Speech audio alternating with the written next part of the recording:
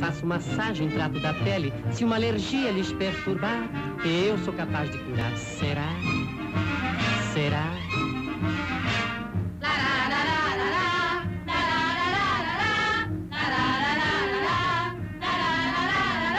Sentando nesta cadeira, morena, louro, mulata, comigo não tem bandeira, eu faço tudo batata. Os penteados faço de estalo, rabo de pinto ou de cavalo, quincas pra lá, quincas pra cá, quincas em todo lugar. Será?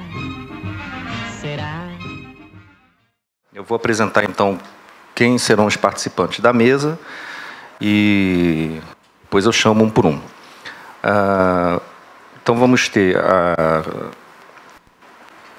todos a bordo, uma análise comparada de aviso aos navegantes e luna de miel em Rio, do Arthur Autran, da UFSCar, Federal de São Carlos. Logo em seguida, Unidos por la música, las conexiones transnacionales de las películas de rumberas con el cine y la cultura brasileña, de Silvana Flores, da Universidade de Buenos Aires.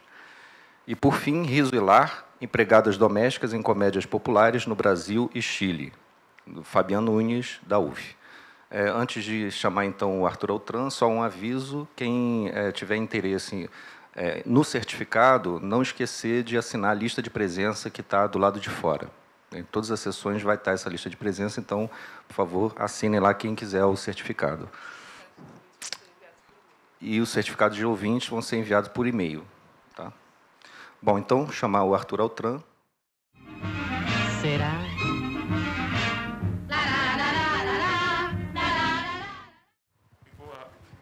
Bom dia a todos e a todas. Meu nome é Arthur Autran, sou pesquisador e professor da Universidade Federal de São Carlos, como anunciou o Luiz. O texto que eu vou falar, ele na verdade integra uma pesquisa mais ampla de comparação da cinematografia clássica brasileira dos anos 30, 40 e 50 com a Argentina do mesmo período, mas aqui no caso a gente vai comparar duas comédias. Esse para quem não conhece o filme, é um fotograma, um plano, né, do Aviso aos Navegantes. Tá? O José Lugói, o ator José Lugói, interpretando o professor Scaramouche, justamente no momento em que ele hipnotiza os personagens interpretados pelo Oscarito e o Grande Otelo. Sob a sombra dele, eu vou fazer minha comunicação. E eu vou ler. Tá? A presente comunicação objetiva comparar a chanchada brasileira Aviso aos Navegantes, de Watson Macedo, 1950, com a comédia argentina Lua de Miel em Rio, de Manuel Romero, 1940.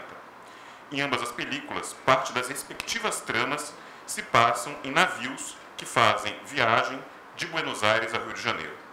Sérgio Augusto registra que comédias com tramas passadas em transatlânticos se constituem uma vertente, né, do cinema norte-americano, que incluía títulos como Os Quatro Batutas, com os irmãos Marx, filme de 1931, Transatlântico de Luxo, de 1948, ou ainda Romance em Alto Mar, também de 1948. Todos esses filmes são filmes norte-americanos. Tá?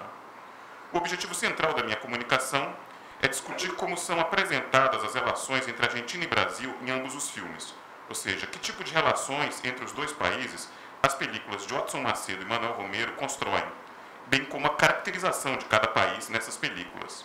Minha hipótese é que o filme brasileiro, sobre o qual eu vou acabar falando mais, tá? Bem mais na realidade, possui um grau de nacionalismo mais manifesto do que o argentino.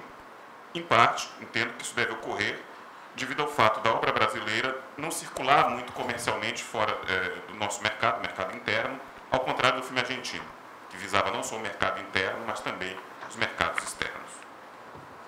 É de se observar que, no contexto do cinema clássico argentino, há pelo menos outros dois filmes de ficção,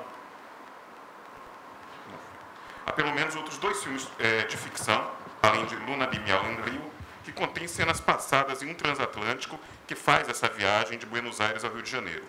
Romance no Rio, de Luiz César Amadori, 1939, melodrama no qual brilha Libertad Lamarque, e Passaporte para o Rio, de Daniel Tiner, de 1948, fita policial em que a personagem de Mirta Legrand foge para o Brasil com dinheiro roubado. Esse mote é antigo. Né? Em ambos, boa parte da diegese também se passa no Brasil, em ambos os filmes argentinos. É no nosso país que transcorre ainda outro filme argentino desse período, chamado A Marquesa de Santos, de Enrique Sucini, 1941, cujo título brasileiro deixa claro que o cerne da trama é perpassado pelos amores de Dom Pedro I e Dona Domitila de Castro.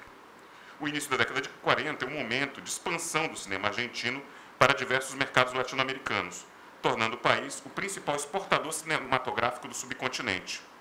As estratégias comerciais dos produtores portenhos certamente incluíram a tentativa de se introduzir no nosso mercado interno e dentre outras estratégias, né, parece ser uma das estratégias usadas por esses produtores era justamente essas menções ao Brasil ou à cultura brasileira. Né? Então, em filmes, por exemplo, como Três Anclados em Paris, também de Manuel Romero, de 38, nós temos uma cena relativamente longa em que as irmãs pagãs cantam várias músicas do cancioneiro brasileiro. Ou então a adaptação de textos de autores brasileiros por filmes argentinos, como é o caso de Deus lhe pague, de Oscilopágia, de Luiz César Amadori, de 48, ou então do romance Éramos Seis, que foi adaptado com um filme do mesmo título por Carlos Borkowski, em 45, ou ainda a peça, hoje pouco conhecida, mas que fez grande sucesso no Brasil nos anos 30, Amor, de Oduvaldo Viana, adaptado num título do mesmo filme, dirigido por Luiz Baião Herrera, em 41. No caso do cinema brasileiro, se dá o contrário.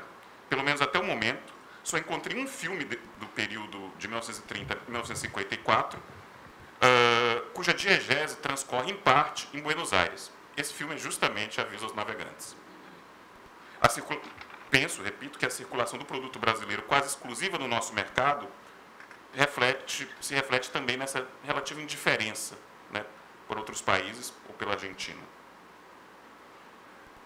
Bem, comparando os dois filmes, né, Luna de Miel em Rio e Aviso aos Navegantes, o que esses filmes têm em comum? Bem, os dois são comédias, tá?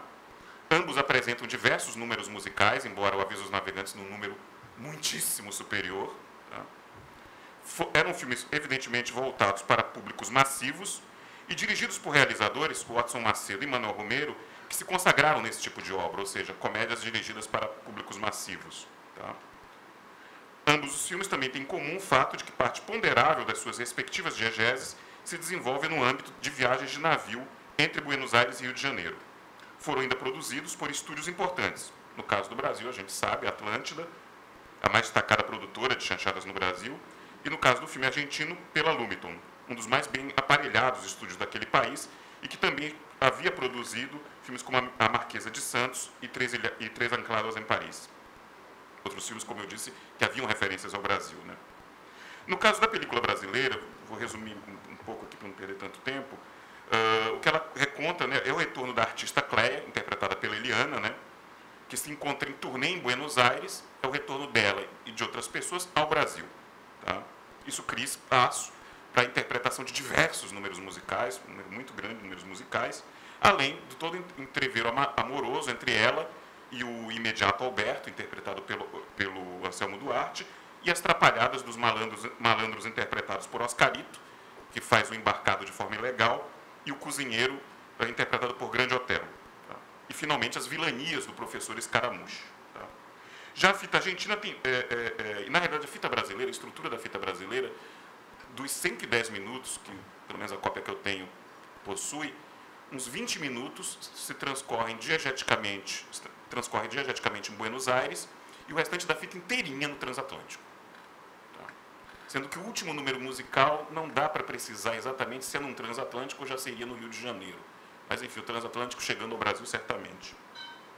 Já a fita argentina tem parte da trama transcorrida no cruzeiro e, como o próprio nome indica, gira em torno da lua de mel no Rio de Janeiro, pelo casal interpretado por Nini Marshall, interpretando a sua inesquecível personagem Catita, e por Henrique Serrano, que faz o personagem Goiena.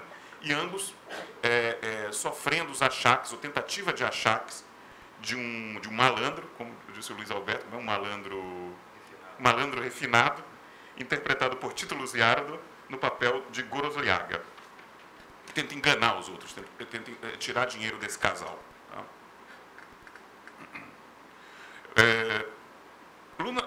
Luna de Miel em Rio tem cerca de 80 minutos de projeção, e desses 80 minutos, 23 minutos, entre 23 e 24 minutos, se passam no navio. O filme já se inicia, na realidade, com o navio zarpando de Buenos Aires, e aí um terço do filme praticamente se passa no navio. O restante da projeção se passa todinha no Rio de Janeiro, com exceção dos créditos finais do filme e uma viagem de avião que encerra o filme, que faz o retorno, né, do Rio de Janeiro para Buenos Aires. Já Avisos aos Navegantes, como eu disse, tem 110 minutos e só um pouco menos de 20 minutos se passa em Buenos Aires e depois todo o resto da trama no navio. Em ambos os filmes não há nenhum tipo de crítica ao país vizinho. Tá? E as imagens que a gente tem desses países, em ambos os filmes, ou seja, no filme brasileiro as imagens da Argentina e no filme argentino as imagens do Brasil, só deixam entrever, de um lado, a urbanidade sofisticada de Buenos Aires, no caso do filme brasileiro, ou o caráter turístico adorável do Rio de Janeiro, no caso do filme argentino.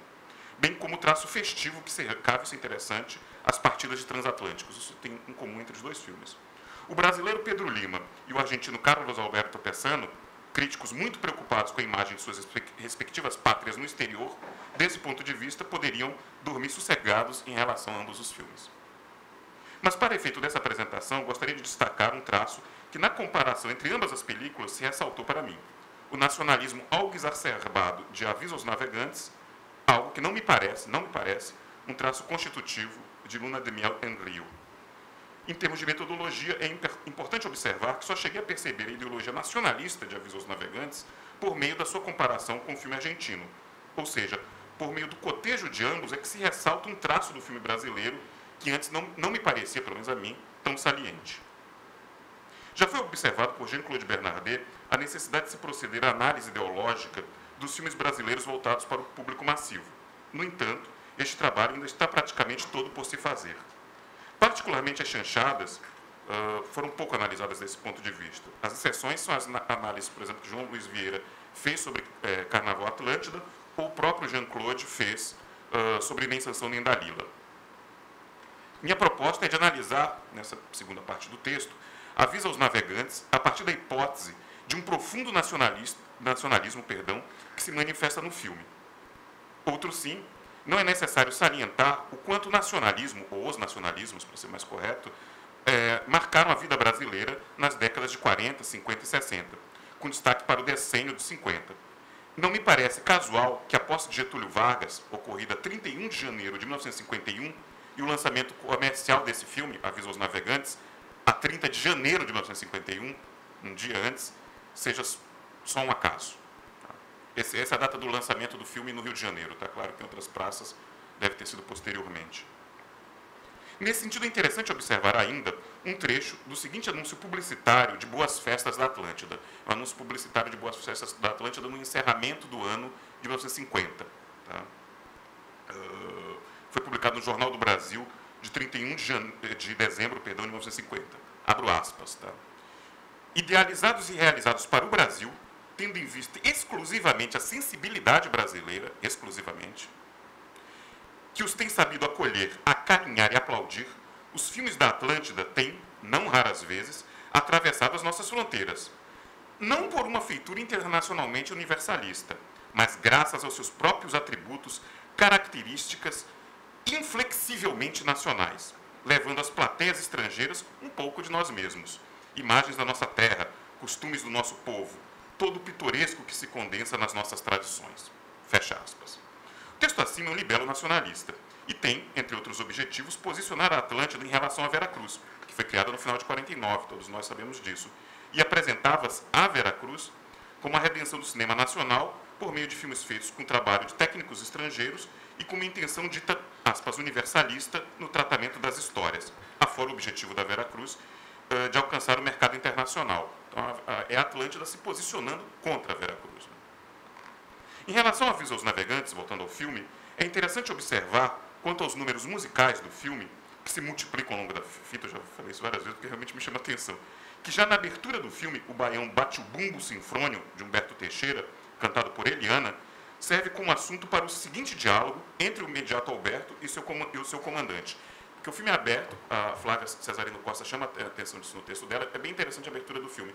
Já com o número musical, a gente nem sabe direito onde se passa o filme no início. A primeira coisa do filme é esse número musical, que a gente não sabe exatamente onde ele está sendo apresentado. Mas a gente tem um número musical, a Eliana canta, etc., corta, aplausos frenéticos, corta para um plano americano do Alberto, interpretado pelo Anselmo Duarte, com seu comandante. Diz o Alberto: grande baião, hein? Os argentinos estão abafados. Responde o comandante: é um pedaço do nosso Brasil provocando Buenos Aires. Corta para um plano geral do que seria a plateia em Buenos Aires, aplaudindo freneticamente os artistas brasileiros. Em algumas letras de músicas, a questão da afirmação nacional se repete, como em Sereia de Copacabana, em que os versos comparam mulheres de várias nacionalidades para, enfim, concluir, aspas, o meu coração não me engana, eu quero uma sereia de Copacabana. Ou então, no último número, que é o mais exagerado de todos, o último número musical do filme, que encerra o filme, que tem por cenário uma Baía de Guanabara em miniatura e cuja letra significativamente se intitula Meu Brasil. É uma apoteose cantada pelo Francisco Carlos, né? E, só para vocês terem uma ideia, dizem alguns versos dessa música. Para sentir a grandeza, a beleza do meu país, basta uma só condição, é ser brasileiro e ter coração. E a música toda é um canto de ódio ao Brasil. Tá? Isso com direito a dançarinas vestidas de baiana e Oscarito e dançarinos vestidos de malandro. Né? Mesmo a música chamada Cubana, de Rui Rei e Retinaldo, ao narrar que Papai do Céu me deu uma cubana e observar que se ela for embora eu vou também, pondera que a cubana, aspas, dança o samba como ninguém. Ou seja, algo de profundamente brasileiro, essa cubana já incorporou. Mas é na trama de Aviso aos Navegantes que o nacionalismo surge com força, no que pesa a estrutura narrativa frouxa do filme. O que, do meu ponto de vista, não deve ser visto como um defeito, essa estrutura frouxa. Ela é uma característica desse tipo de produção, cujo contrato implícito com o público tinha por base o destaque ao humor dos comediantes e a mostração das principais músicas de sucesso naquele momento. Na trama, o nacionalismo apresenta-se em diálogos como o que citei assim, anteriormente, né? Ou ainda no diálogo entre Cleia, interpretada por Eliana, e sua amiga Adelaide, interpretada por Adelaide Chioso, em um camarim. Elas ainda estão em Buenos Aires. Né? A Adelaide diz que adora Buenos Aires, que é pena que elas vão embora, e a Eliana responde, a Cleia, né, personagem de Eliana, responde da seguinte forma, aspas, perdão, aqui eu só vou fazer a paráfrase, responde que não pode passar o carnaval fora do Rio de Janeiro. Logo depois, tem um diálogo entre o Oscarito, personagem é Frederico, com a Cleia. E o Frederico está pedindo ajuda à Cleia para poder voltar ao Rio de Janeiro. Aí diz o Frederico, personagem de Oscarito, que assim, aspas, é todo dia tango, é tanto tango aqui na Argentina, eu quero é samba, batucada, gafieira, passar a noite na Lapa, tomar batida de coco, voltar a morar em Madureira, passear em Niterói, sabe lá o que é isso? Para além dos diálogos, é no próprio cerne da trama que podemos focar, né, na medida do possível para uma chanchada, essa questão do nacionalismo. Né. O professor Escaramuche, que eu havia, acho que eu já me perdi completamente aqui. Não é. Desculpa, era a imagem anterior. Tá. Deixa eu voltar aqui. Mas é no próprio cerne da trama que a gente também pode achar mais alguns elementos dessa questão do nacionalismo que eu estou atribuindo ao filme Aviso aos Navegantes. Né? Qual é a trama do filme? Isso é que a gente pode falar em trama, numa chanchada, mas enfim. Esse personagem, o professor Escaramuche, ele é um espião estrangeiro. E aí, o comandante do navio, ao descobrir isso, que é um brasileiro, o comandante do navio, tem que descobrir quem é o espião. Se sabe que há um espião, nós espectadores sabemos, que é o professor Escaramuche, mas os outros personagens não o sabem. Em torno disso que gira uma parte importante da trama. Tá? Escaramuche é caracterizado como estrangeiro. Há um breve momento do filme em que ele conversa com a esposa dele em outra língua, uma língua que eu não consegui identificar, não sei nem se ela existe, mas ele é caracterizado como estrangeiro. E a questão de ser um espião estrangeiro é repetido em vários momentos do filme. Tá? Além, o mais interessante é que a aliada do professor Escaramuche ao nível da trama é a própria esposa dele, que seria uma estrangeira também, e a rumbeira interpretada por Cuquita Camacho.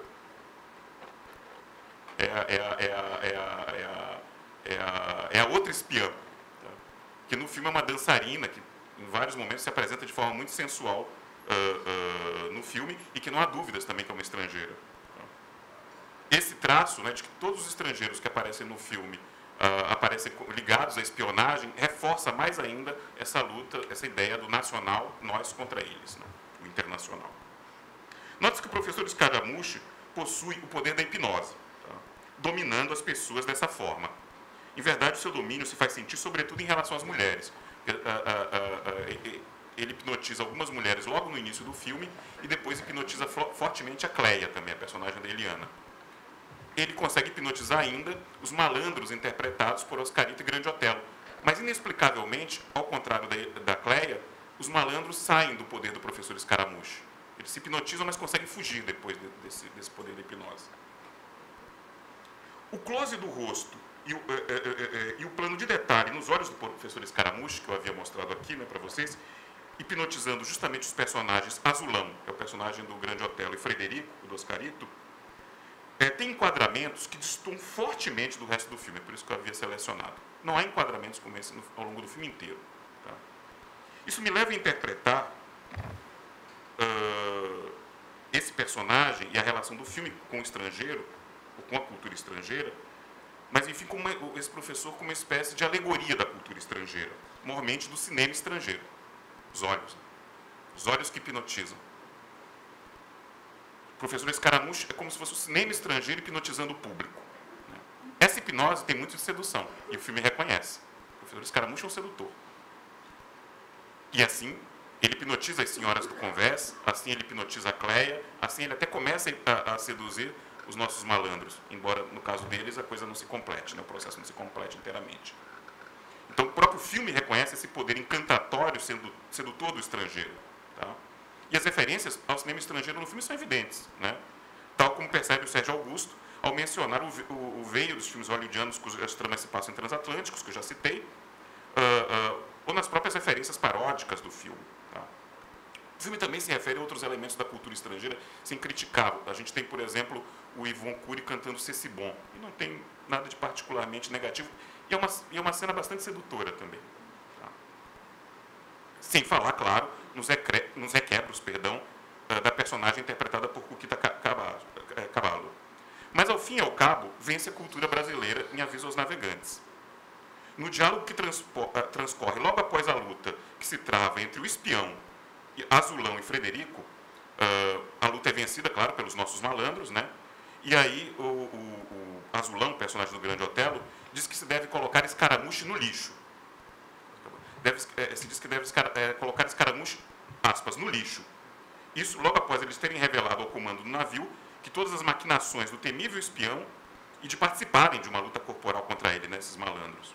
Ou seja, são os personagens de extração popular, os malandros, que salvam a situação. Bem como, alegoricamente, a nossa cultura que se contrapõe à estrangeira. Aqui é impossível não pensar em Paulo Emílio Salles Gomes, que defendia a ideia de que o povo havia ficado, em boa medida, infenso à cultura estrangeira, tal como ele expõe na aula documentada de Tem Coca-Cola no Vatapá. Para concluir, né, me parece que o filme, então, encena, esse Aviso aos Navegantes, essa luta do nacional contra o estrangeiro, tá? Entendendo, principalmente nos personagens de extração popular, como os representantes da cultura popular, né? E aqueles que podem, popular nacional, e aqueles que podem vencer o estrangeiro. Tá? Cultura essa, a estrangeira, que, segundo os personagens, devia ser colocada no lixo. Tá? Isso dá muito a ver, claro, das tensões do nacionalismo dos anos 50 no Brasil. É isso, eu fico por aqui. Obrigado.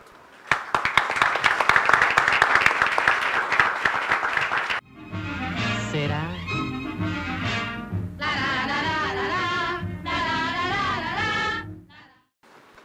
Bueno, gracias por permitirme venir a presentar este trabajo acá. Voy a leer en español porque si no me va a ser muy complicado comunicarme y voy a demorar mucho. Así que bueno, durante los años 30 al 50, el cine latinoamericano vio surgir un vendaval de producciones unidas por lo musical que apuntaban al fortalecimiento de la industria de sus países, siempre en desventaja ante la popularidad de las películas de Hollywood, pero exprimiendo las oportunidades que traía al cine la incorporación del sonido. En ese contexto, el cine musical empezaría a desarrollarse profusamente en naciones como Argentina, Brasil y México, explotando las novedades que la industria radiofónica venía divulgando. Bueno, las estrellas de la música empezarían a tener un rostro además de una voz. Entendemos que en estos años, junto a la consolidación de los cines nacionales, se ha buscado también establecer cruces que permitieran una expansión en otros países, a través de vínculos transnacionales basados en intercambios de estrellas, directores, actores y de la importación de ritmos musicales.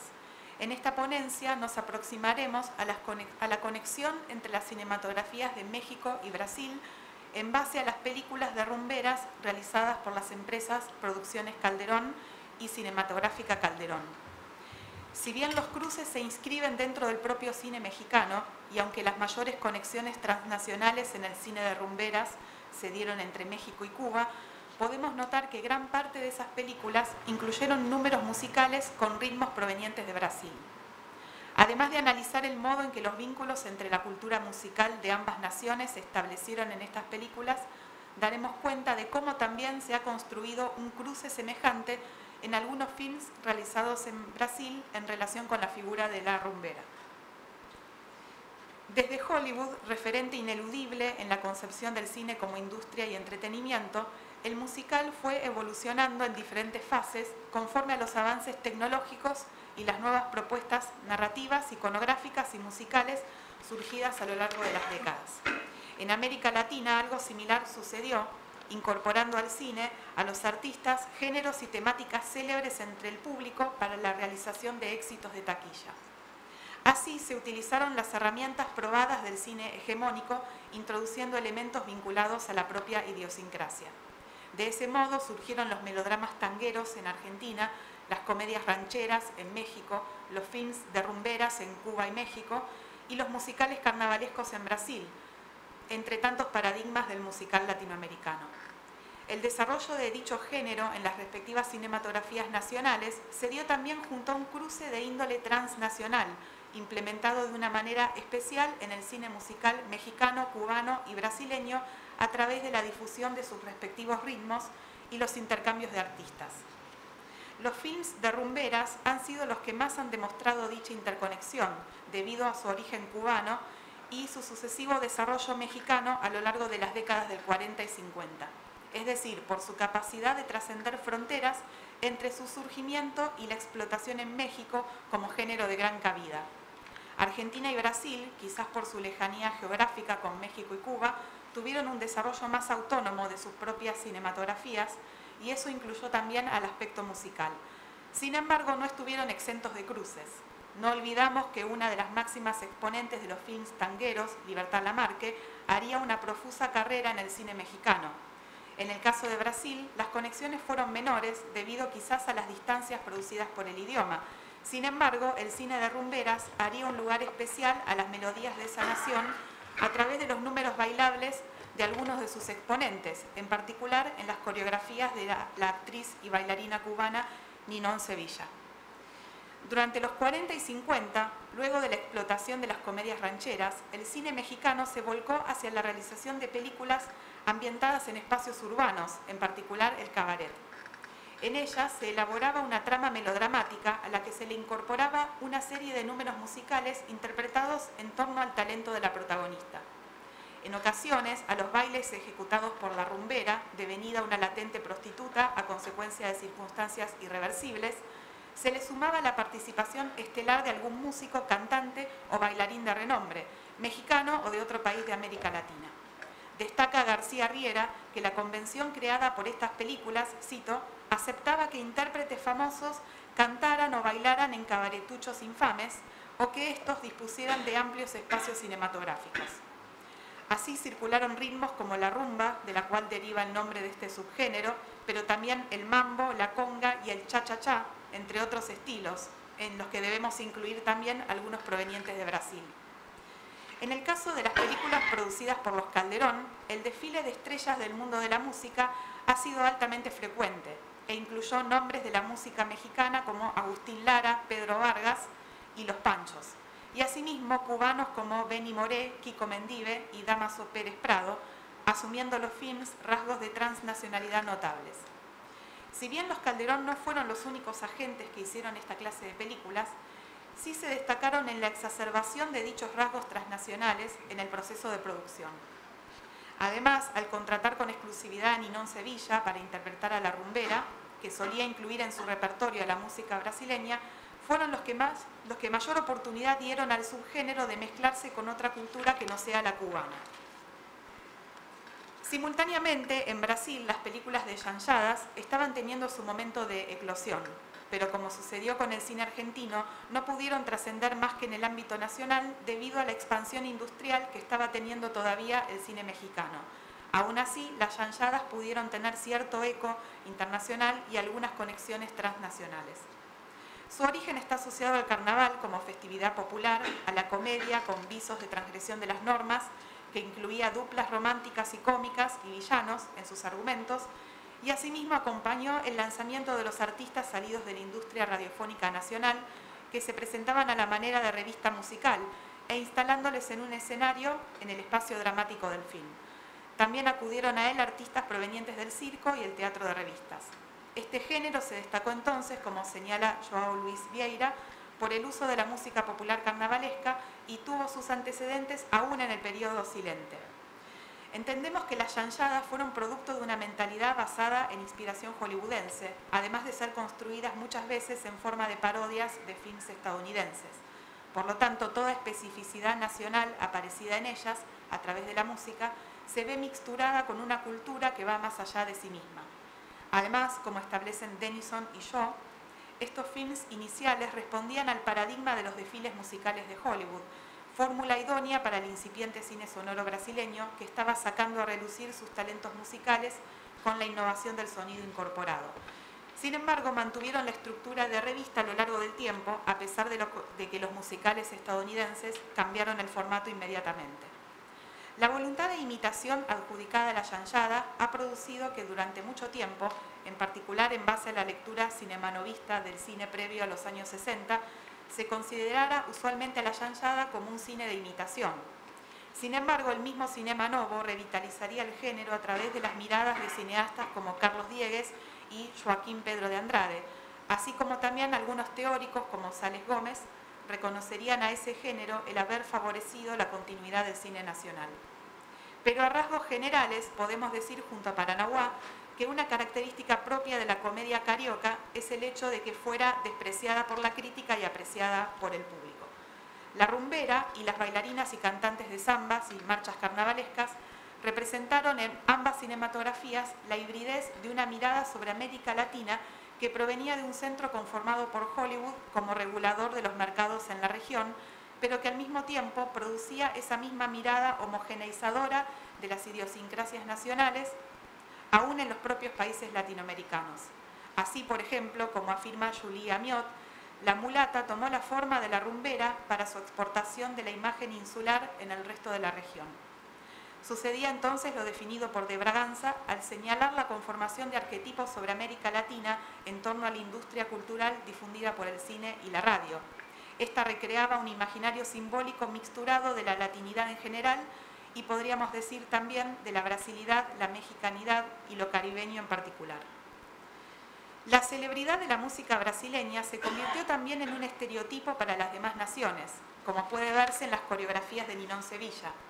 En dichas películas ha habido algunos artistas brasileños, como el cantante Jorge Goulart, y otros que participaron de forma muy recurrente, como el conjunto vocal Los Ángeles del Infierno, que se hace presente en algunos números musicales de los films Aventurera y Perdida, entre muchos otros. En la primera producción, Sevilla incorpora ritmos brasileños en los bailables Zig Zig Boom y Chiquita Bacana. Allí es acompañada de Los Ángeles del Infierno, que la rodean y siguen junto a un grupo de bailarines, mientras ella danza y canta en portugués, frente a un decorado que emula las montañas de Río de Janeiro. El paisaje de dicha ciudad es presentado de manera estereotipada por medio del recurso de la decoración del cabaret. A su vez, Sevilla porta un sombrero frutal, primero con 2 piñas y luego con un manojo de bananas, propio de la iconografía de la baiana, patentado como símbolo de la latinidad o de la identidad pan-latinoamericana por la célebre Carmen Miranda. Además, la música de Brasil es mixturada en diferentes momentos del número por rasgos de cubanía, lo que refuerza el tono de intercambio cultural. Perdida contiene también varios números vinculados a Brasil, entre ellos la samba Negu. Allí, también interactuando con Los Ángeles del Infierno, Sevilla canta nuevamente en portugués y porta un sombrero alto con estructura y adornado con plumas. Los cantantes la secundan y en ciertos momentos hacen comentarios en portugués, mientras al sonar de los tambores, los músicos y la bailarina exacerban dicho ritmo. En el decorado, un gran mural con un músico portando un yequeré se yergue como ícono inconfundible de la música brasileña. Posteriormente, uno de los cantantes oficia de presentador, comunicando en español el otro baile que interpretará Sevilla. Se trata de una canción de origen colombiano, la mucura, pero combinada con danzas cubanas y brasileñas. La canción asume el tono de una marcha carnavalesca en sus estribillos a través de las intervenciones del conjunto vocal, que la traducen al portugués mientras Sevilla baila en torno a ellos. Posteriormente se produce una transición que introduce el sonido de tambores, asociados inmediatamente a lo afrocubano. Este número musical demuestra la alta hibridez que se presenta en las películas de rumberas y se manifiesta en la intercalación de melodías provenientes de diferentes espacios geográficos y culturales, alentando la transnacionalidad no solo en la incorporación de artistas extranjeros, sino también de diferentes ritmos. Así, las particularidades nacionales son homogeneizadas en dicha imbricación. Los ritmos varían, pero se mantienen el decorado, la vestimenta de la bailarina y el grupo de bailarines, asociados a un sincretismo tropical estereotipado en flores, plantas, aves y movimientos desinhibidos. Pecadora también incluye la música brasileña en un número interpretado por Los Ángeles del Infierno, que comienza con una escena cómica en el cabaret. Estos discuten con el mesero el vuelto de una cuenta. 17.700 es la cantidad a pagar y también será el nombre de la canción que se interpretará en el escenario. Aquí la música brasileña es introducida para relajar a la trama de su dramatismo, mientras el protagonista masculino, turbado con sus problemas amorosos y por la policía, observa la escena bebiendo con ojos desorientados. El escenario del cabaret se llena de jocosidad con la interpretación del conjunto brasileño. Finalmente, este grupo es anunciado por un presentador del cabaret en un número junto a Ninón Sevilla. La película adquiere en este momento una estructura similar a la de las cabalgatas musicales, olvidando temporalmente la narración central. Estos artistas, anunciados como una conjunción de Brasil y Cuba, interpretan la canción Boogie Boogie na Favela. La bailarina porta un sombrero de plumas y canta en portugués, mientras los cantantes hacen sus típicos juegos corales al son de la samba, que como su título lo indica, es mixturada también con expresiones propias de la cultura norteamericana popular o, como la canción refiere, de la tierra del tío Sam. La particularidad de este número es su asociación a la política de la buena vecindad, en boga en el cine mexicano en su tiempo de esplendor. La penetración de la ideología norteamericana durante la Segunda Guerra Mundial también se ve incluida entonces en el sincretismo musical aludido. Otros films de los Calderón e interpretados por Sevilla también tienen números musicales en los que se da lugar a la cultura brasileña. Así ocurre, por ejemplo, en Revancha, de Alberto Gout, donde Sevilla canta nuevamente junto a Los Ángeles del Infierno la canción Tabaleiro da Baiana. Su vestimenta, adornada como de costumbre con plantas y frutas, exalta el imaginario de Brasil como un emporio de la naturaleza y siempre es mixturada con la cultura afrocubana, representada en la vestimenta y movimientos de los bailarines que la rodean. Más allá de estos ejemplos de películas mexicanas que contienen referencias a la música de Brasil, es Aventura en Río, una producción filmada en la ciudad del título, la que más referencias hace al respecto. Casi todos sus números tienen danzas y canciones de ese país y, por supuesto, la película dio lugar a la participación de algunos artistas locales. La música de Brasil recorre todo el film como motivo ya desde la escena inicial, en la cual se hacen tomas panorámicas de la ciudad de Río a modo de postal turística. El sonido ligero de una marcha carnavalesca atraviesa la trama en sus diferentes momentos, dando así una atmósfera vinculada a una idea de brasilidad. También la música constituye el fondo en las escenas dramáticas desarrolladas en el cabaret. Pero a pesar de que Brasil impregna con su música dicho espacio, sus habitantes, tanto el dueño del cabaret como sus empleados y gran parte de los clientes, provienen de México y aspiran a volver a él, teniendo a Río de Janeiro como un espacio de transición. Por tanto, Brasil, y en particular la ciudad referida, es significado en principio como un espacio paradisíaco, la auténtica maravilla de las Américas, según relata la voz narradora. Un lugar donde el matrimonio protagonista, un renombrado médico psiquiatra y su esposa Alicia, interpretada por Sevilla, puede tener una segunda luna de miel, pero que a su vez se constituye en un espacio turbio de separación, donde los escondidos temores de la mente salen a la luz y revelan lo más bajo. Así, la ambivalencia de Alicia, que desenvuelve su herencia de locura y se transforma en Nelly, una cabaretera amnésica con instintos asesinos, es asociada a un espacio geográfico plagado de delincuentes, policías corruptos y prostitutas mexicanos que lo habitan y resignifican desde su propia extranjería. Finalmente, cuando es recuperada su salubridad, Alicia puede recibir de su marido la expresión de perdón.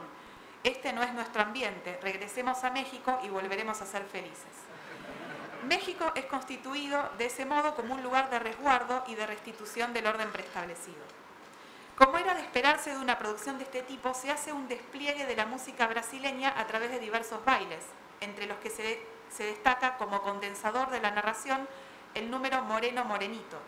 El show de la rumbera asume un perfil de candente entretenimiento para los asistentes que es contrastado con la trama melodramática desarrollada paralelamente.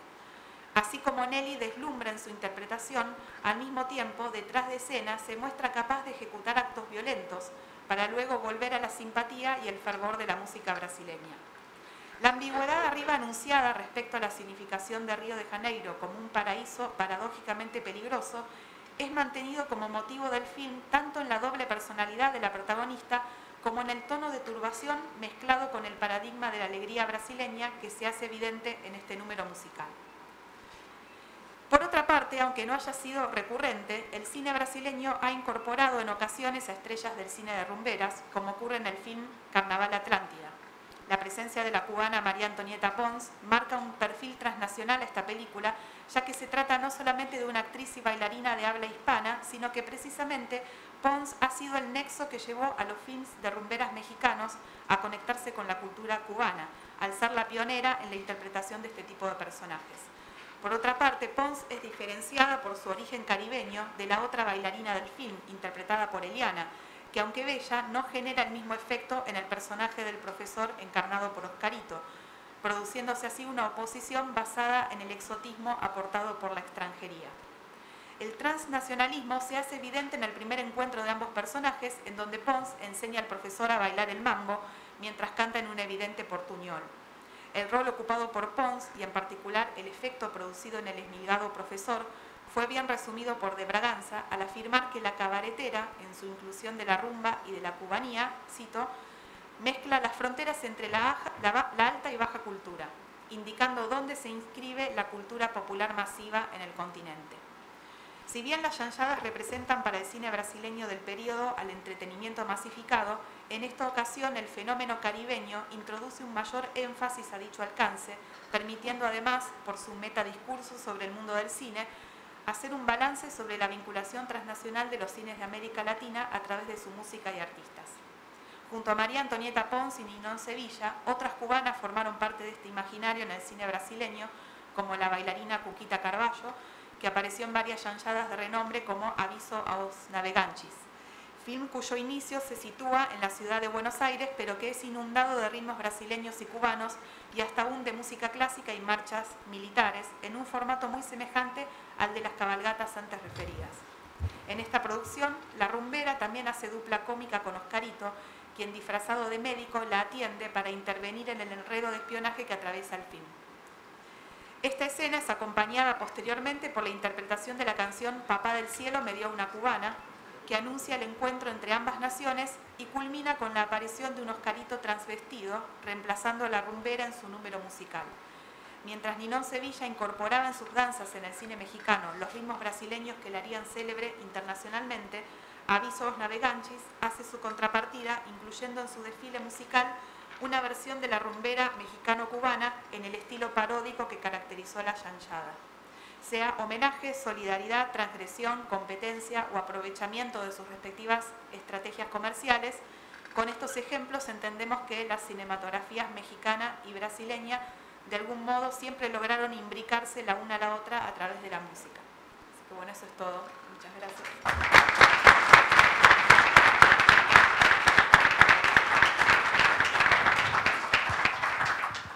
Obrigado, Silvana. O Fabián. Será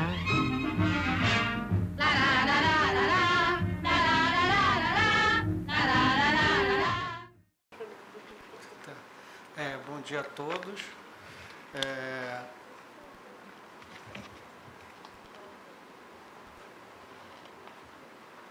Na verdade, o que eu vou apresentar é algo que eu estou começando a pesquisar, então que eu vou, aqui no começo eu não vou me alongar muito, que é algo que eu já apresentei ano passado na Socini, que é sobre as comédias populares, né, as comédias que no cinema chileno, ali no período clássico, e sobretudo a figura do Uroto, né, que é essa persona urbana, né, e como isso, né, vai para as telas de cinema.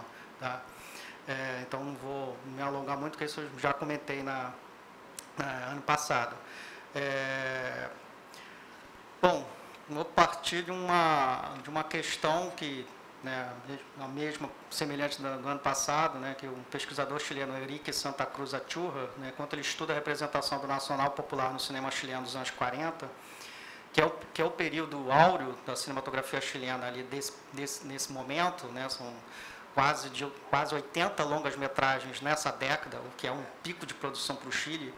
É um momento da criação da Chile Filmes, né, que foi, né, o principal projeto de se criar uma indústria cinematográfica no Chile naquele momento, com forte presença do Estado.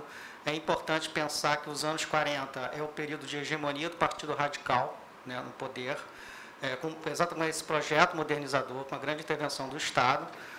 E o Partido Radical ele vai ser associado, sobretudo, às aspirações de uma classe média ascendente, né?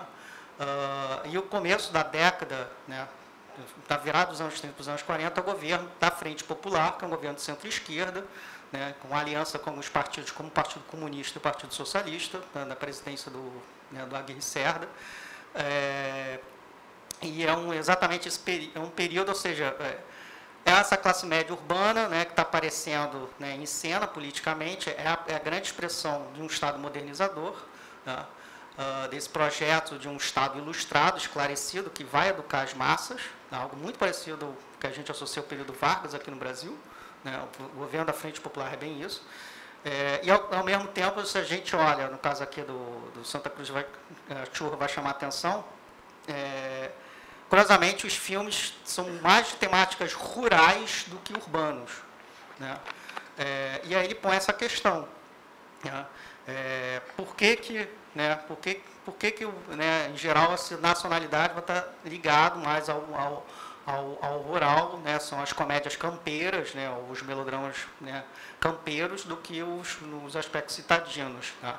Bom, e aí a gente vai começar, não vou falar muito sobre isso, né, as personas da chilenidade, né, a figura do Huaço, né, que é essa figura, né, desse camponês, né, típico né, que vai ser forjada ali, principalmente da região do Vale Central do Chile, tá? E a figura do Uroto, tá?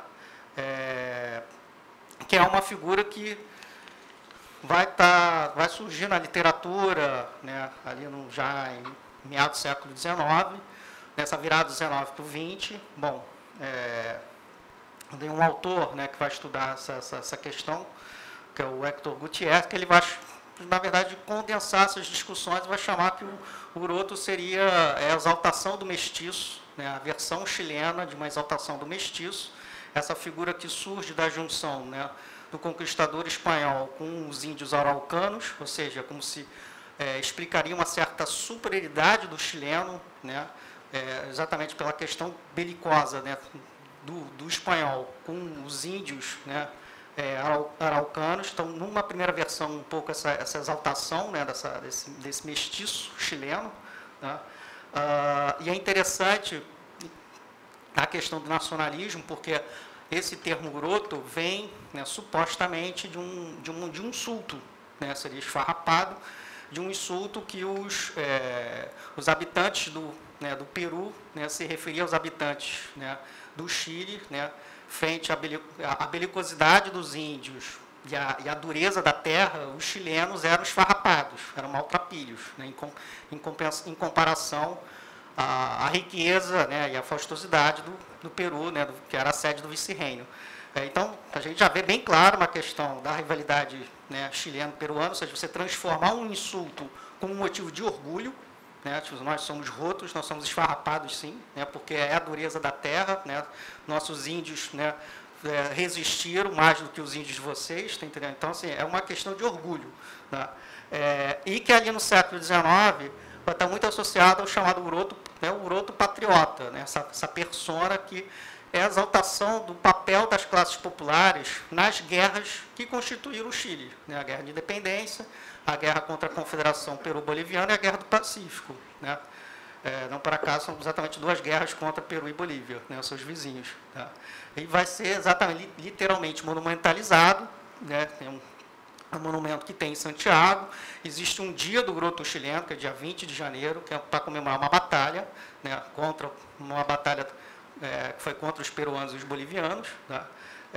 Então, essa figura, né, voltando a Santa Cruz da Chua, essa figura está na... parece muito nos filmes históricos chilenos, sobretudo do período silencioso. Tá? Então, é como se esse Uroto é o Uroto que pode aparecer. Né? É o Uroto, digamos assim, é o Uroto patriota. O Uroto alçado, né, que vai estar muito associado ao agitador estrangeiro, é como se esse já não merecia. Também uma outra discussão que tem é que essa virada do século XIX para o século XX é como se, para alguns intelectuais, é como se esse tipo de Uroto já não... como se estivesse se perdendo, né? Como se o povo chileno, no seu aspecto bonachão, né? Idôneo, mas que não foge do seu chamado ao dever, né? No caso, pegar em armas para defender o país, como se isso estivesse se perdendo, né? Como se as classes populares chilenas ali no século XX, essa ideia de uma grande crise. Tá? E o Uroto vai para a indústria cultural, quer dizer, a gente vai ver... ligado à imprensa, né, ao teatro de revista, né, ao rádio, e isso vai, obviamente, para o cinema. Tá? Nesse sentido, ele tem um personagem, né, bastante específico, é o Juan Verdejo, que surge, né, na imprensa, né, depois ele vai para o teatro de revista, e depois, né, vão ser feitos alguns filmes. Quem vai encarnar esse Verdejo, que vai ser o principal ator cômico, né, especializado, né, no Uroto, vai ser o Eugenio Gretes, que vem de uma companhia de teatro, né, de revista, que são 4 irmãos, que vai dominar, né, a comédia popular, né, naquele período. Era a companhia bataclânica Condor. Então, ali todos os anos 30, né, e, né, o Gretes vai aparecer no cinema dos anos 40, 50 e 60. Tá? O Uroto, poderíamos dizer que o Uroto ele é uma versão crioula do pícaro, né? Quer dizer, algo que desce raízes, né, lá entranhado no imaginário espanhol, né? E é uma figura, digamos assim, chilena do pelau mexicano ou do golfo espanhol. Né? Podemos, né, aproximar desse tipo. E a figura... digamos, a versão feminina, né, do Uroto, né, no caso no chileno, né, vai ser exatamente quem vai acabar se o Eugenio Gretes foi um cara que foi o ator como que se especializou nessa figura, vai ser, no caso do chileno, vai ser a Ana Gonçalves, que vai criar uma personagem que surge no rádio e vai para o cinema, que é a Desidéria. Tá? E aí abre um mundo, que foi uma discussão que a gente começou ano passado lá na Socine, exatamente a figura das empregadas domésticas na comédia, né? E como a gente vai ver algumas atrizes que vão se especializar nesse tipo. Tá? E imediatamente, quando a gente fala da Ana Gonçalves, né, e da Desidéria, a gente vai pensar logo na Catita, né, e da Nini Marshall, até porque são personagens que surgem no rádio e vão para o cinema. Tá? Não conheço nenhum trabalho comparativo nesse, ou seja, é um mundo isso a ser explorado. E aí depois a gente, né, ficou pensando, né, outras atrizes e outros, né, personagens, né, dentro da comédia latino-americana. Né? Então, a Dercy Gonçalves, a Zezé Macedo aqui no Brasil. No caso do México, isso já é um fenômeno mais posterior. O caso da Índia Maria, né, que surge na televisão e vai para o cinema, né, nos anos 70 e nos anos 80. Então, assim, isso é um mundo a gente parar para pensar, né, os personagens de empregadas domésticas nas comédias. Tá?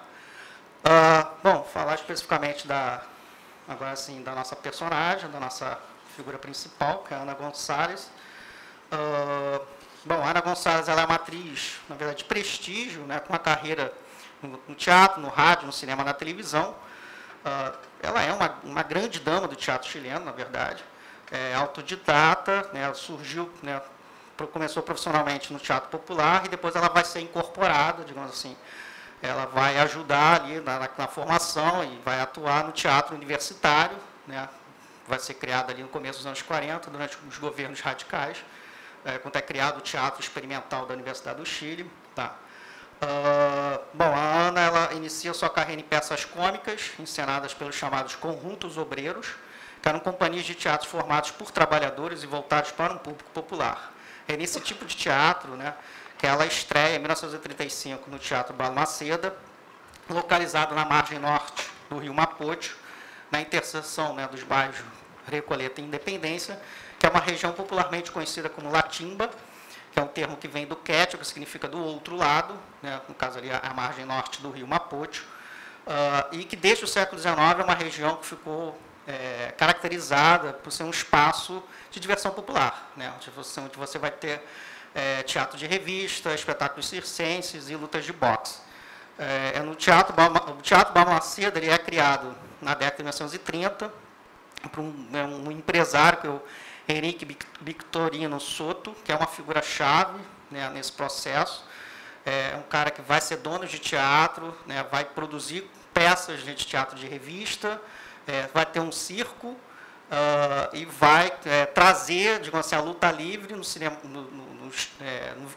no caráter mexicano, ou seja, luta de mascarado para o Chile. Tá? Tudo ali naquela região, né, na margem norte do rio Mapocho. A personagem Desidéria, ela surge no rádio, no começo dos anos 40, num programa humorístico da Rádio Mineria, tá? Assim como expressa a maioria das suas colegas reais de profissão. A Desidéria, ela é filha, digamos assim, do êxodo rural, ela vem do campo para a cidade, da província, né, para a capital, né, para Santiago, tá? Mas de caipira, boba, ingênua, não tem nada.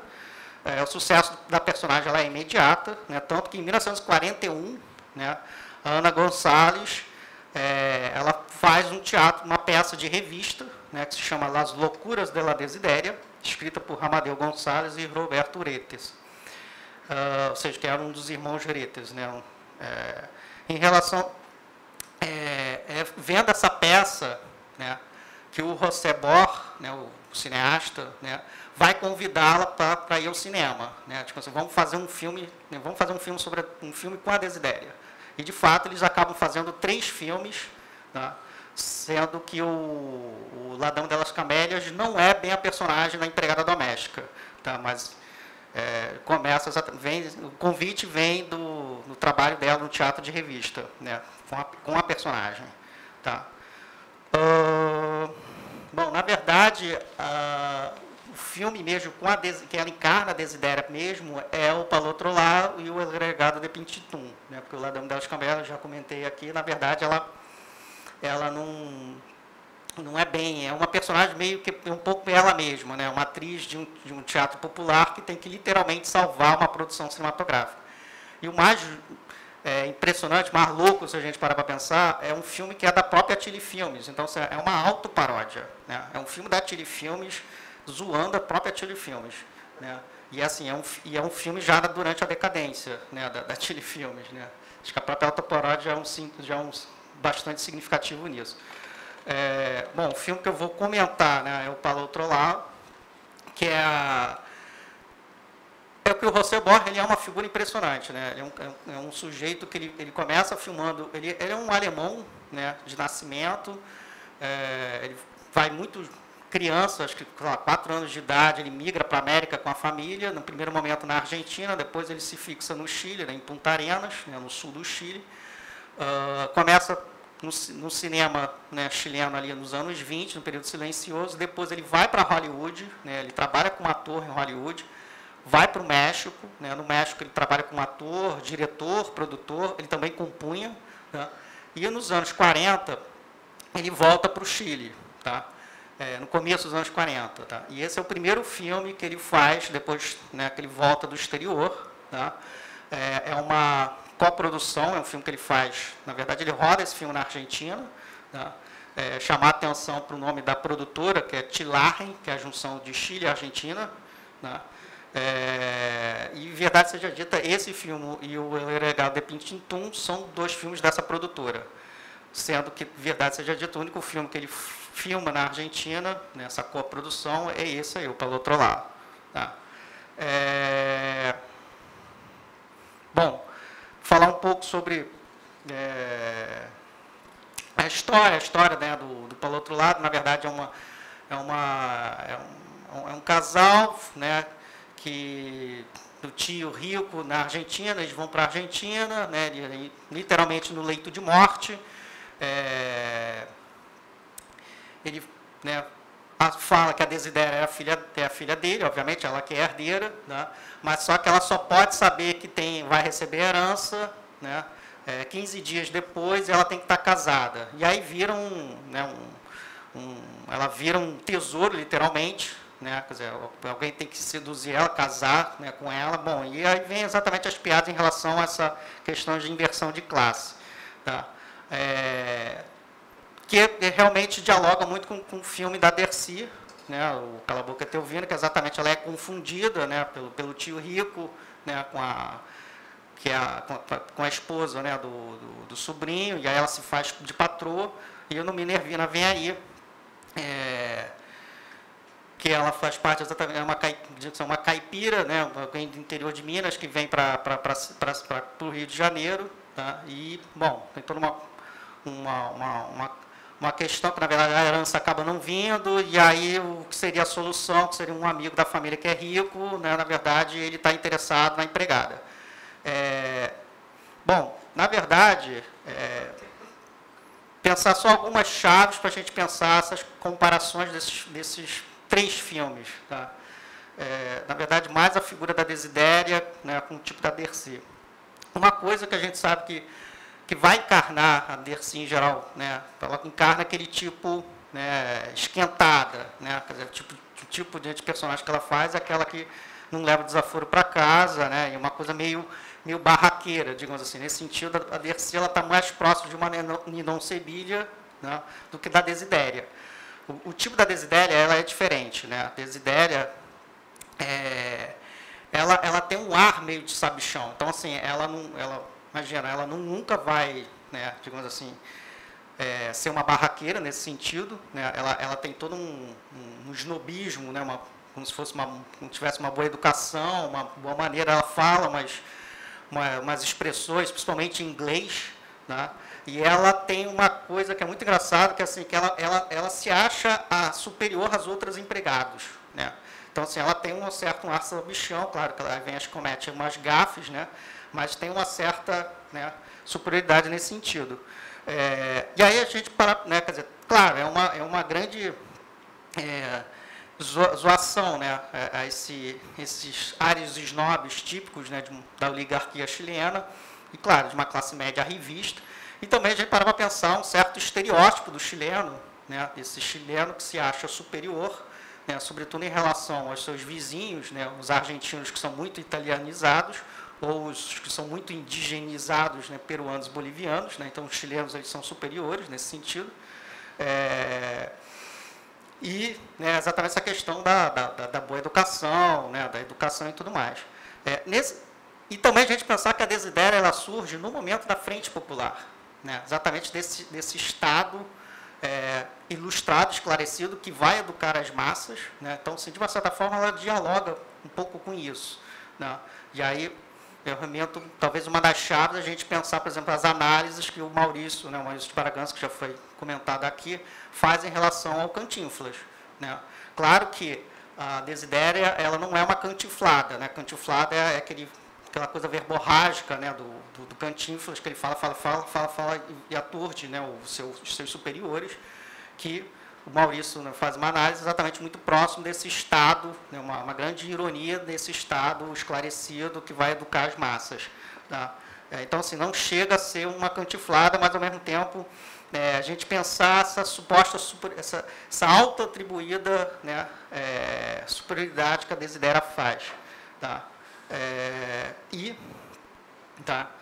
Isso é um ponto, né, para a gente parar para pensar. Tá? E outra é questões sociais e, sobretudo, melhor dito, questões nacionais, Sobretudo em questão aos ritmos musicais, tá? E assim, por exemplo, nos filmes dos Irmãos Ramos, a gente vai ver a presença, por exemplo, da música mexicana. A gente pensar, né, tem uns ritmos, né, tem um bolero e tem uma rumba, tá?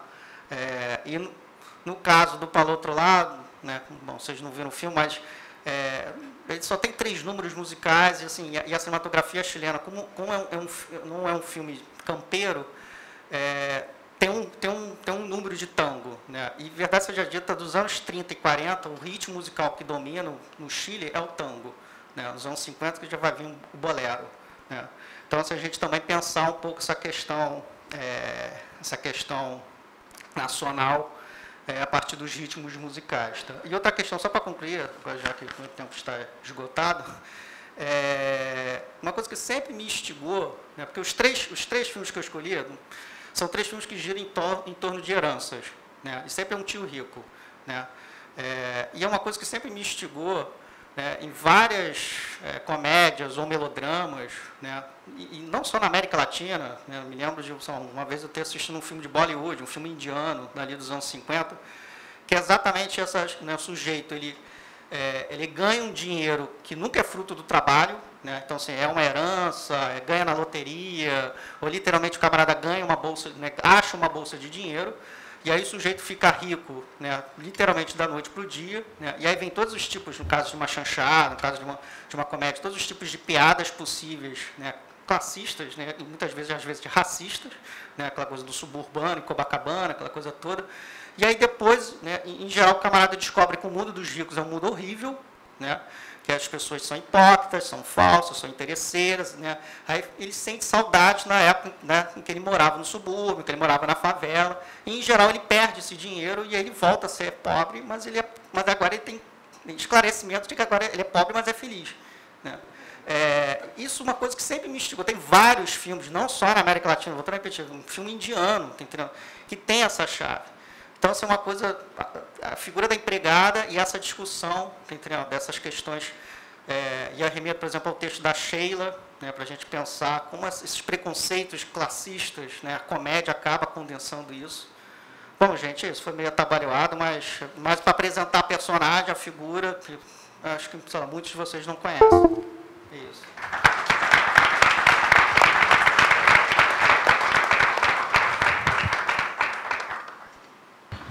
Bom, então está abertas as perguntas, né? Lula, João. O microfone. É só uma lembrança. Eu, como adoro o cinema argentino, adoro o cinema brasileiro, sempre venho acompanhando esse paralelo. E tem um filme de 1957 de Christensen, de Carlos Christensen, que é Meus Amores do Rio. E que acho que mostra tudo isso que vocês falaram aqui num filme só. É um filme colorido, um filme belíssimo, que foi recuperado, teve até no Canal Brasil, acho que uns 3 meses atrás, Cinemascope. E exatamente isso, que é uma moça que ganha um concurso na Argentina e vem passar uma semana no Rio e se encanta não só com o Rio. E nisso aí tem muita coisa de música, muita coisa de tudo. Vocês, de alguma forma, pensaram nesse filme, nessa análise que vocês fizeram, ou vocês focaram exclusivamente num determinado filme? E outra coisa é a seguinte, só dizendo, eu tenho uma cópia completa da Visões Navegantes em 16mm, 4 rolos, e antes daquele número inicial, que eu acho que a cópia que foi recuperada não aparece as legendas iniciais. Antes você tem aquilo tudo, tem a apresentação toda, depois é que entra com o Baião. Só queria fazer um comentário, Lula, em relação ao que você colocou. Tem uma pesquisadora da Argentina, né, a Cecília Núria, que pretende estudar a obra do Christensen e justamente as coproduções entre Brasil e Argentina.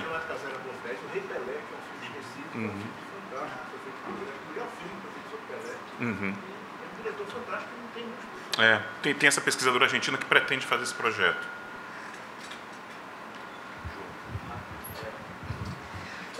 É só para também parabenizar a mesa, muito boa.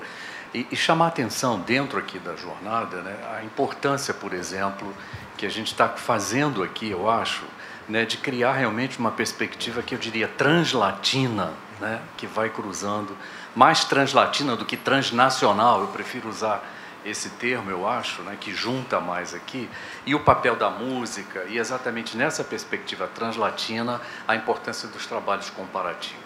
Então, acho que a gente só tem a ganhar realmente o que se ganha, né, quando a gente vê esse tipo de perspectiva sendo colocada mesmo em termos teóricos e práticos também, né. Um comentário que eu tinha uma pergunta, gostaria, se desse tempo, que o Arthur desenvolvesse um pouquinho o filme argentino, o Luna de Miel em Rio, né, que você falou. Então, assim, na comparação, se der tempo, senão a gente no almoço conversa, que eu acho que deve ser uma coisa um pouco mais complexa. Mas o que eu queria apontar do teu trabalho, que me chamou a atenção aqui, você chama a atenção para uma coisa importante, eu acho, que é essa ideia do malandro escapulir da hipnose, do estrangeiro ali. E o que é interessante, eu prestei atenção agora, sempre me chamou a atenção esse olhar, que é um olhar esbugalhado, do José Lilgoy. Ele tem o perfeito para aquele papel, e a maneira em que aquilo entra dentro da estrutura do ponto de vista, como é que ele está olhando para a câmera e, naturalmente, olhando para quem está do lado de cá. Essa inscrição, né, dos espectadores dentro desse universo diegético, na posição do malandro, né, quem está olhando ali, diegeticamente, Grande Otelo e Oscarito. Isso. Ele está hipnotizando Grande Otelo e Oscarito, que são esses malandros. Mas não é só. A coisa está exatamente... É uma afirmação, me parece muito clara, em termos de linguagem, que quem está imerso, esse engajamento que tem corporal pelo olhar, é com o espectador daquela. E isso aí dá panos para algumas mangas, né? Já que a gente está falando de manga por aqui. E para o Fabian, eu queria gostar, assim, também, como o texto promete ali, o negócio das empregadas domésticas, fico me perguntando ali no momento da Minervina, onde é que a gente coloca, por exemplo, a Zezé Macedo nessa, assim, isso também panos para 1000 mangas, entende? Mas onde é que a gente colocaria, principalmente nessa relação que eu gostaria de ver, translatina, se tem, por exemplo, até na criação, né, física, né, na composição desse personagem, essa história dessas oposições magreza, gordura, né, pessoa gorda, aquela coisa que vem antes do cinema, né, essa tipologia. É isso, assim, enfim. João, bem, concordo totalmente com a tua análise, esse olhar do escaramucho em relação ao público, né? Isso dá, eu não cheguei a desenvolver isso, mas é algo que estou querendo desenvolver. É muito impressionante. Isso de discrepar, desse momento da decupagem, discrepar de todo o resto do filme. É muito impressionante isso. Pelo menos da cópia que eu tive acesso, etc. Em relação ao Luna de Miel em Rio, é um filme muito mais amarrado que o brasileiro, né? E, na realidade, não tem muitos números musicais, tem alguns, uma meia dúzia de números musicais, o que perto do brasileiro é pouco. E é um veículo, na realidade, para a Nini Marshall, né, que é a grande atriz, fazendo o papel da Catita, é um veículo para ela. Aparece muito do Rio de Janeiro. O início é até interessante, que é um plano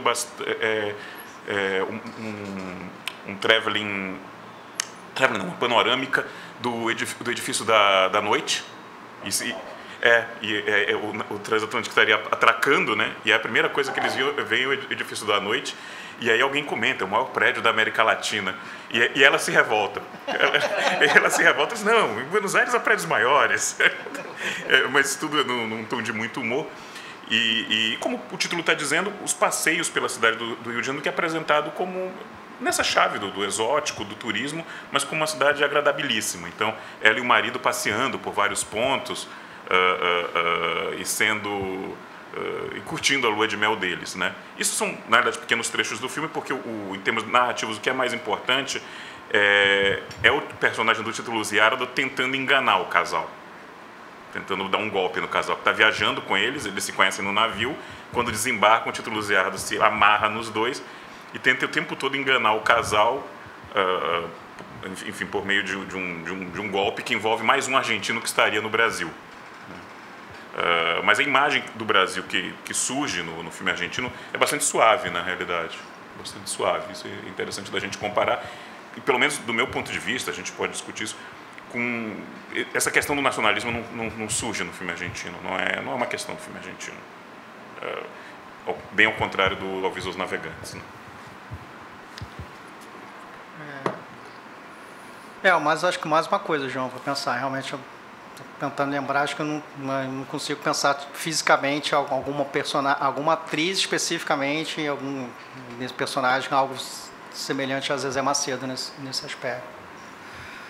Mas indo um pouco da sua carona, você falou dos espiões estrangeiros, tem muito filme chileno dos anos 40 que tem o vilão é um estrangeiro.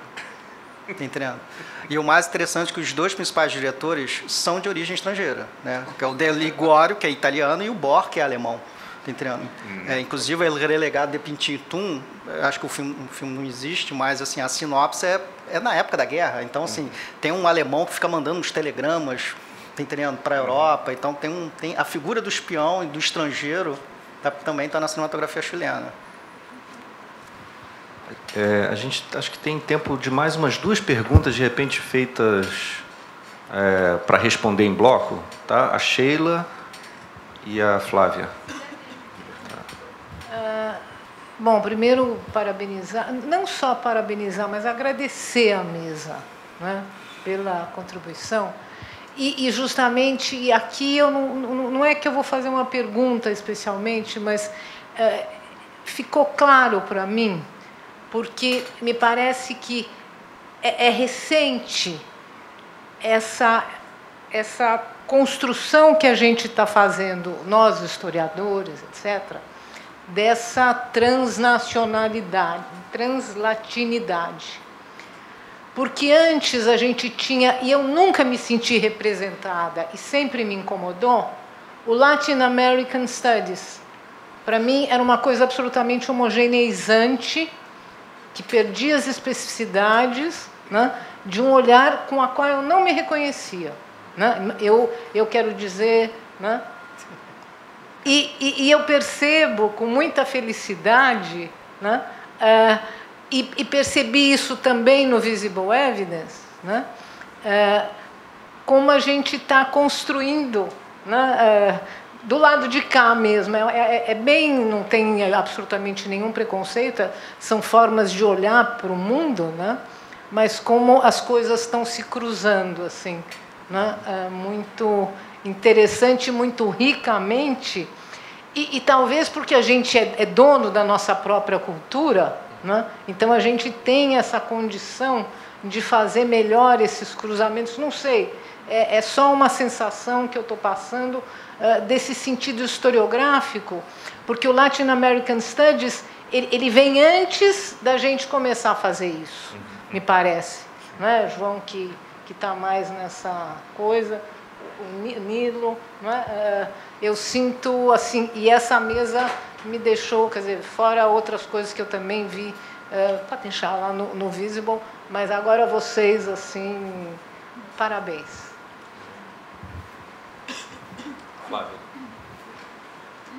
Só para pôr a lenha na fogueira rapidão, antes da gente sair, na verdade, é nesse pensamento coletivo também que me surgem questões. Eu estava querendo perguntar mais para a Silvana, porque você fala desse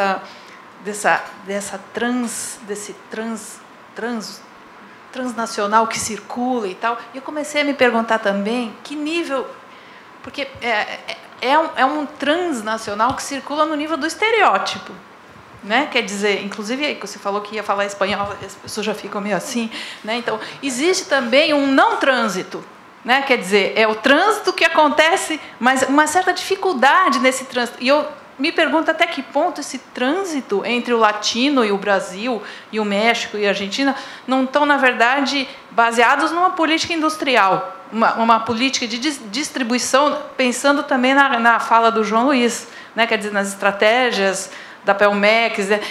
Quer dizer, será que somos assim tão amigos e tão intertrans tudo, ou não? Né? Não sei, eu sempre fico me perguntando, quer dizer, vai na linha reversa, mas só para... Me assombra, eu não sei se você teria alguma coisa para falar, eu acho que sim, mas...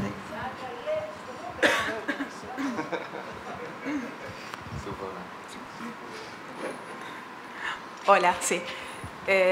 Sí, en realidad al final de la ponencia, lo dije medio rápido para llegar a tiempo, dejé un poco abierta esa cuestión, porque en realidad vengo trabajando este tema de la transnacionalidad en diferentes ámbitos, ¿no?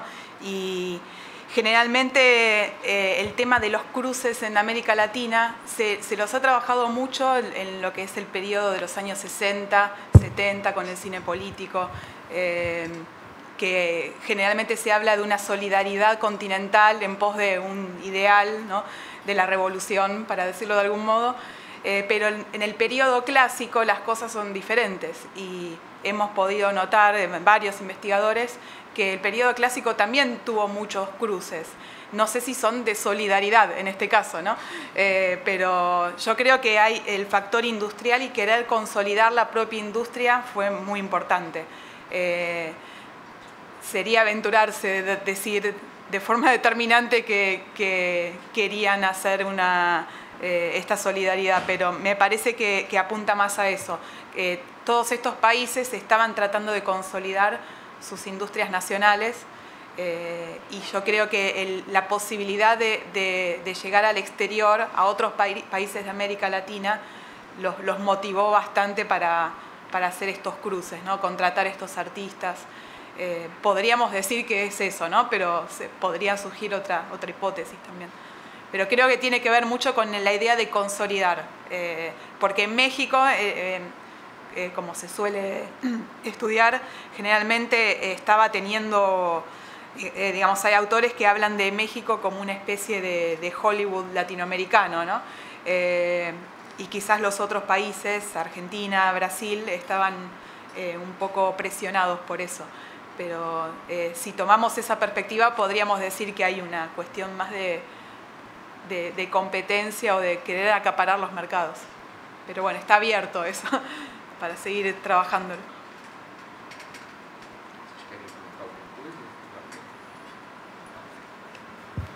Bom, então, gente, infelizmente a gente vai ter que interromper.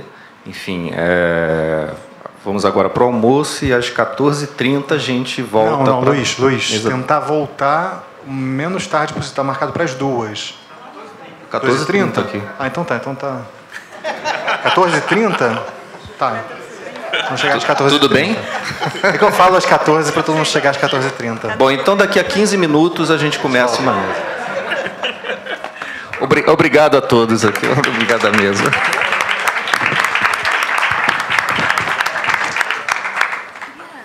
Faço massagem, trato da pele. Se uma alergia lhes perturbar, eu sou capaz de curar. Será? Será?